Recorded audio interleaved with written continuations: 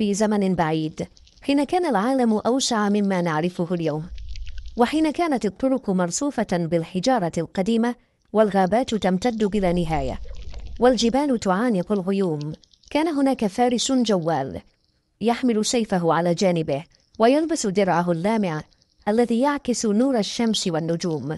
كان الفارس قد رحل منذ أيام طويلة عبر سهول خضراء لا تنتهي، وعبر أنهار عريضة تلمع تحت الشمس، وعبر قرى صغيرة تنام بين التلال. كل خطوة كانت تبتعد به عن ضوضاء المدن وتقربه أكثر من هدوء الطبيعة الذي كان يبحث عنه.